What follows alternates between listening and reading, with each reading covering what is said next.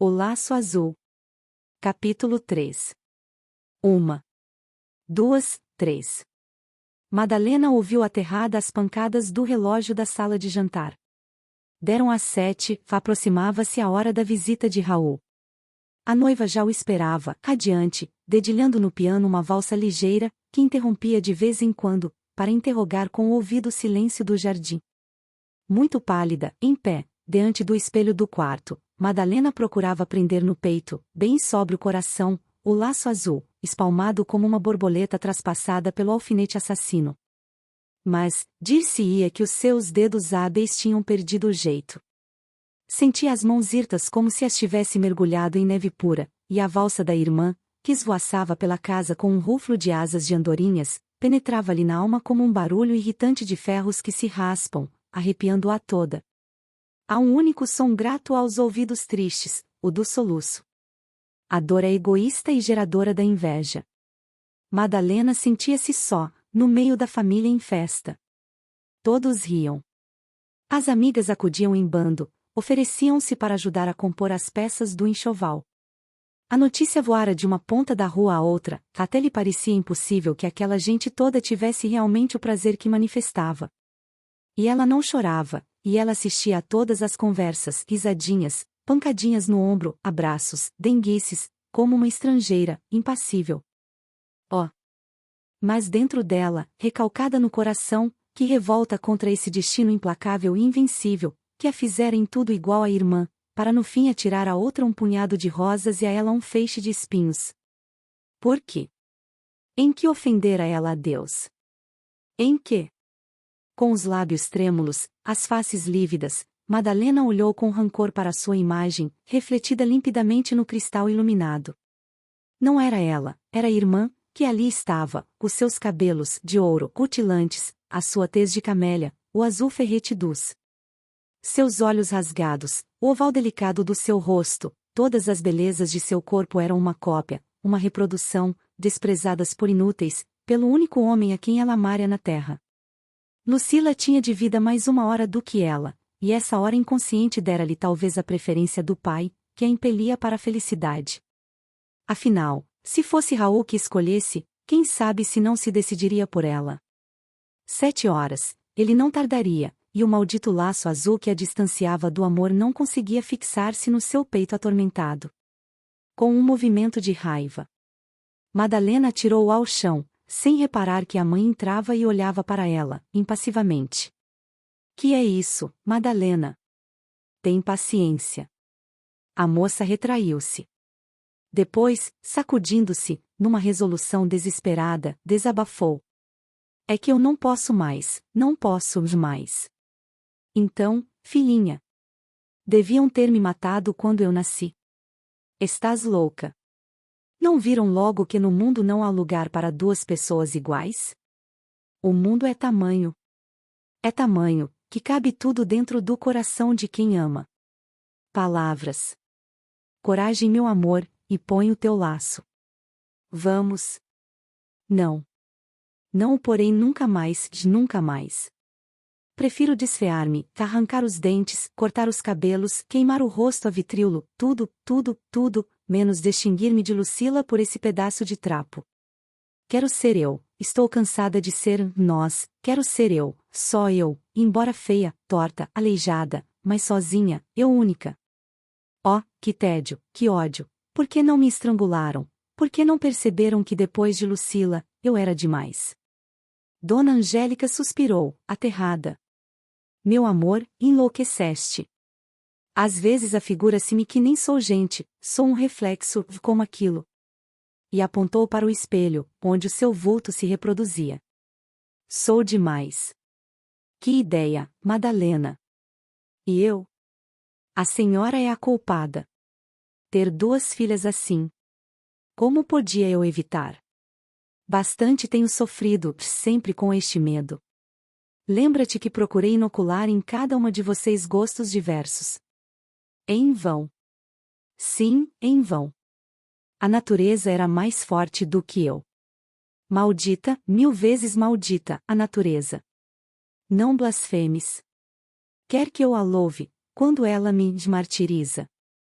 Exageras o teu sofrimento, filhinha, o tempo passará sobre esses amores e virão outros para teu consolo. Resigna-te. Outros que viessem seriam compartilhados por Lucila. Ela será casada, terá outros cuidados, filhos. Será sozinha. Que importa? A alma é livre, o coração livre, ela amará quem o amar, odiará quem o aborrecer. Tua irmã é honesta. O amor não se importa com isso. Madalena. Não sei o que digo, perdoe-me. Dona Angélica acariciou a filha lentamente, sentindo-a rígida entre os seus braços. Indagou depois, com voz apenas sussurrada. Não sabias do amor de Lucila pelo Raul, nem ela do teu? Não. Nem a mais pequenina confidência? Nem. Por quê? Eu tinha medo de lhe despertar a curiosidade. Não queria que ela visse Raul, para que o não amasse. Ele era meu. E ela, coitadinha, já o amava. E não me tinha dito nada. Teve naturalmente o mesmo receio que tu. Acomoda o teu espírito. Promete-me ser forte e não fazer a tolice que disseste há pouco. Seria um pecado, além de ser um enorme desgosto para mim. Afinal mereço alguma coisa. Estás trêmula. Não convém que te vejam assim. A tua dignidade impõe-te o disfarce. Finge calma. Para chorar, aqui tens o meu peito, que não sabe consolar-te, mas sabe acolher-te. Em todo caso, que mais ninguém o saiba, pelo amor de Deus. Dona Angélica foi ao toucador, embeber a ponta da toalha em água, refrescou com ela o rosto da filha, enxugou de leve, aveludou de pó de arroz, e com uma voz em que Madalena sentiu um esforço poderoso, bem subjugado, aconselhou. Se eu fosse a ti, punha no peito o laço azul e iria para a sala tocar com tua irmã. Falei a uma pedra. Falaste a uma mulher que nunca deixou entrever as suas decepções. O sacrifício, acredita, não nasceu só para uma criatura. Estás desvairada, entra em ti e verás que só quero o teu bem. Ouves? Teu pai lá está gritando por mim, não me deixa sossegada. Coragem. Vá. Promete-me juízo. Por meu gosto não saía de teu lado. Que pretexto darás para não usares-o? Já vou, homem de Deus, já vou. O laço azul? Madalena estendeu para a mãe a mão esguia, muito alva, num gesto de quem pede uma esmola. Dona Angélica pousou nela o laço de fita, delicadamente, como se fora uma flor. A voz do marido aproximava-se, impaciente.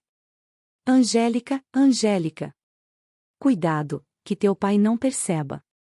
Sussurrou ela à filha, depois, limpando as lágrimas que lhe corriam abundantes dos olhos, saiu, respondendo num falsete desafinado. Estou indo.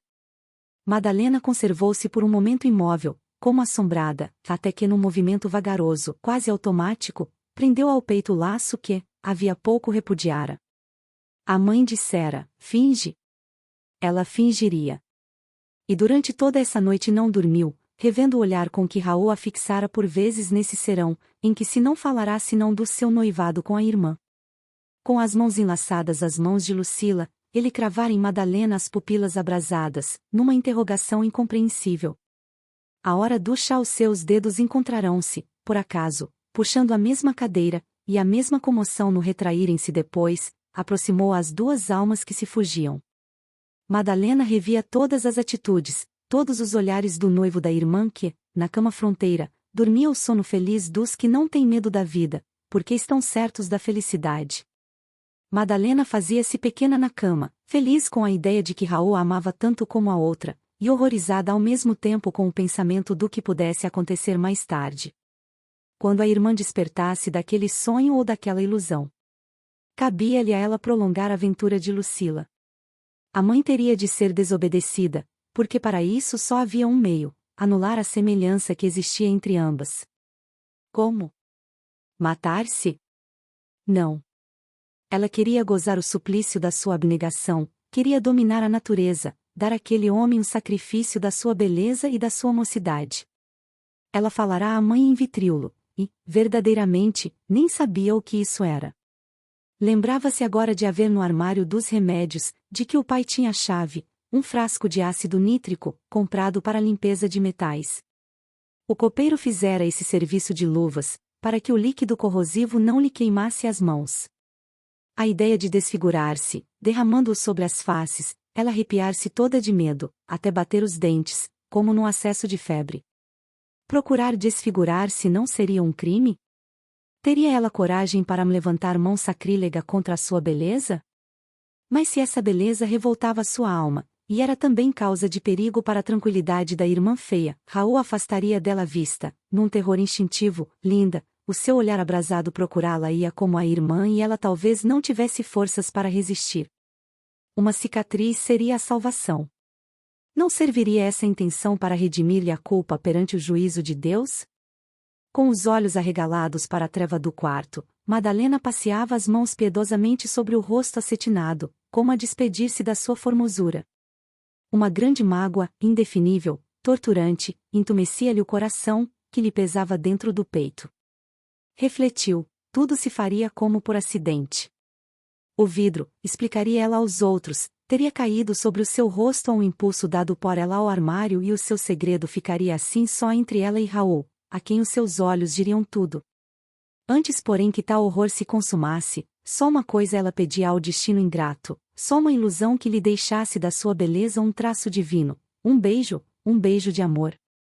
Escondendo o rosto nas dobras do lençol, Madalena abafou os soluços até a madrugada em que, exausta, adormeceu ainda soluçante. De manhã, a irmã foi acordá-la à cama. São horas, preguiçosa. Sim, uma grande preguiça. Até parecia doença. Mas não era. Iam ver que passaria o dia magnificamente. Desde o pedido de casamento, as duas irmãs evitavam-se mutuamente. Uma porque estava contente, a outra porque estava triste, ambas porque se sentiam humilhadas. Lucila por não ter forças para renunciar à felicidade que não podia ser compartilhada pela irmã, de Madalena por se sentir ofendida no seu amor próprio. Nessa manhã, contudo, parecia ter renascido entre ambas o carinho antigo, e quando entraram na sala do almoço, Dona Angélica, vendo-as abraçadas, envolveu-as num sorriso feliz. O casamento estava marcado para de então a 4 dias. Isidoro virava do avesso as algibeiras antes de sair de casa, para as despesas do enxoval, comprado de afogadilho. Por cima do sofá, por cima das cadeiras, espalhados por toda a parte, a trouxe-moche, viam-se jornais de modas, cortes de vestidos, caixas de chapéus, numa desordem alegre. Os amigos da família corriam a apresentar-lhe as suas felicitações, e Madalena ajudava a mãe a receber toda a gente, a determinar as coisas naquela febre de confusão e de trabalho. De vez em quando seus olhos levantavam-se para o relógio e um arrepio lhe percorria todo o corpo. O tempo não parava, parecia até correr com maior velocidade. Por vezes percebia os olhos de Lucila fixos nela. Então disfarçava, mudava de posição, saía para outro compartimento, pensando: de que serve fingir, se ela sabe tudo o que se passa em mim?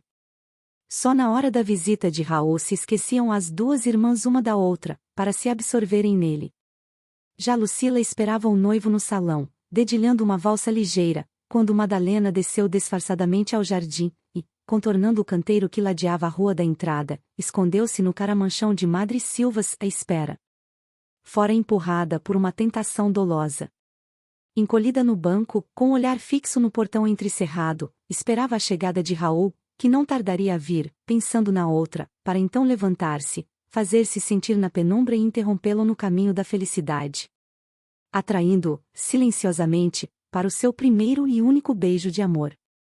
A irmã ignoraria o crime, o noivo julgaria premir com a sua, a boca da noiva, e a amargura da falsidade só ficaria no fundo da sua alma, como o lodo no fundo de um lago em que se reflete o céu iluminado. Estremecia a cada rumor de passos, latejavam-lhe as veias, palpitava-lhe com força o coração.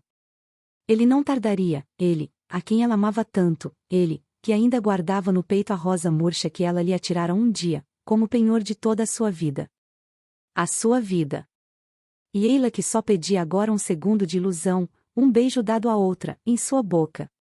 Consumado o dolo, ela punir-se-ia. Não seria nunca mais preciso segurar ao peito aquele maldito laço azul, que tinha arrancado agora do vestido, amarrotando-o entre os dedos febris. Ele não tardaria. E se a não percebesse? Se passasse por ela como por uma pedra? Sussurraria ela o seu nome? Falou-ia sentir, materialmente, que ela estava ali, no propósito de o ver antes de mais ninguém? Oh! O doce, terrível momento, que parecia tão próximo e que tardava tanto. E se ele não viesse? Se ele não viesse, nem por mentira ela sentiria nunca um beijo de amor. No dia seguinte, seria impossível enganá-lo, o seu lindo rosto já não seria igual ao lindo rosto da irmã. Enfim, ele chegou. Madalena ergueu-se trêmula, cozida à galharia negra das trepadeiras, e, no mesmo instante, Lucila passou na sua frente, quase correndo, a caminho do portão. Tudo era para ela. Madalena cerrou os olhos, para não ver, e quando os reabriu, os noivos beijavam-se, ali mesmo, a 2 passos dela, crendo-se sós, e seguiram juntinhos até os degraus de pedra da varanda. Aí Raul voltou o rosto pálido para o caramanchão de Madre Silvas, enquanto a noiva subia adiante, ligeiramente. Madalena esgarçava com os dedos raivosos as hastes das trepadeiras, vibrando num desespero doido.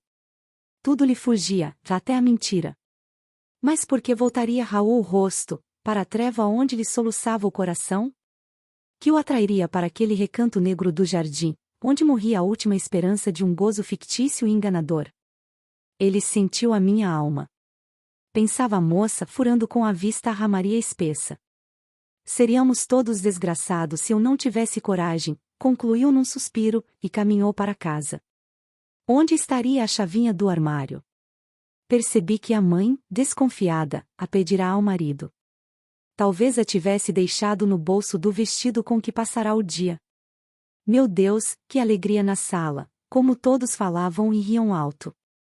Até Dona Angélica parecia distraída com as anedotas do Dr. Sérgio. Encolhida no seu quarto, Madalena esperava o momento. Tudo aconteceria como por acaso. De repente, levantou-se e seguiu pelo corredor, até ao quarto dos pais. A chave deveria estar ali, dentro do bolso da saia. Mas com que saia andara a mãe? Custou-lhe a lembrar-se. O quarto recebia uma luz vaga, pelas bandeiras de vidro comunicando com o salão. Madalena tateava os vestidos da mãe sem os reconhecer, os dedos pareciam-lhe insensíveis, os olhos empanados por uma nuvem. A pouco e pouco, afazendo-se a penumbra, distinguiu os objetos. Revolveu toda a roupa de um cabide de pé, inutilmente. Passou ao guarda-vestidos, abriu e fechou gavetas, devagaranho como um ladrão, para voltar de novo ao cabide, na dúvida de não ter procurado bem. E a maldita saia não aparecia. Subitamente acudiu-se à lembrança ao banheiro. A mãe tomava o seu banho quente pouco antes de jantar. Deixará lá com certeza a saia da manhã. Efetivamente a saia lá estava, atrás da porta, escorrida sobre os ladrilhos brancos da parede. Madalena sentiu os cabelos eriçarem-se e os ombros descaíram-lhe como sob um peso enorme. Com as costas unidas à frialdade dos azulejos da parede fronteira, ela olhava para a saia murcha da mãe como para um fantasma. Por fim, num assomo de energia, amarrotou-a com os dedos, nervosamente. O pano cedia, mole e flexível à pressão desses dedos, que pareciam transformados em aço. Não sentindo a chave, Madalena procurou a algibeira, virou-a, estava vazia. Toda a tensão dos seus nervos se quebrou de repente. Sucedeu-lhe o desânimo. Incapacidade de pensar, cansaço. Foi cambaleando para o seu quarto, como se tivesse bebido, e atirou-se como morta na cama. Lucila cantava na sala e Dona Angélica entrou pé ante pé no quarto. Filhinha! Madalena fingiu que dormia. A mãe apalpou-lhe a testa, as mãos, e quedou-se a escutar-lhe a respiração, e depois de beijá-la na face saiu sossegada e triste. Mas não havia tempo para entregar o corpo àquela apatia, reagindo contra o extenuamento. Madalena levantou-se. Tinha a boca seca, os membros laços, olhou para os móveis do quarto, como a pedir uma inspiração, e viu, sobre o toucador, bem em frente, reluzindo, a claridade frouxa do gás em lamparina, o aparelho de frisar cabelos, ferra e fogareiro. Aí estava um recurso. Poria o ferro em brasa, e cortaria com ele o rosto em frente ao espelho. Somente, isso não pareceria obra de acaso, e ela queria dar ao acaso toda a responsabilidade do seu crime. Decidiu procurar ainda uma vez a chave, se a não encontrasse, lançaria a mão do onde ardor em brasa. Voltou ao quarto da mãe. Conversavam todos alegremente na sala. Lucila tinha acabado de cantar. Ouviu vozes estranhas, novas visitas. Fosse quem fosse, que lhe importava? Recomeçou a busca, revolvendo os mesmos lugares já sem ver, estupidamente. Minha mãe adivinhou, lembrou-se do ácido nítrico. Pensava Madalena, sem esmorecer na busca. Ainda não tinha examinado um lugar, a cama da mãe. Ajoelhou-se, passeou a mão embaixo dos travesseiros. Encontrou a chave. Madalena ergueu-se, aterrada. Só lhe faltava agora um gesto, mais nada. Um simples gesto, e tudo se consumaria. Voltou ao quarto, deu toda a força à luz e postou-se diante do espelho, despedindo-se da sua beleza e procurando na face o ponto sobre que deixaria cair o ácido corrosivo. A ação devia ser rápida. Dominou a piedade que a sua formosura lhe inspirava e, branca como mármore branco, caminhou para o armário dos remédios, na saleta contígua à copa.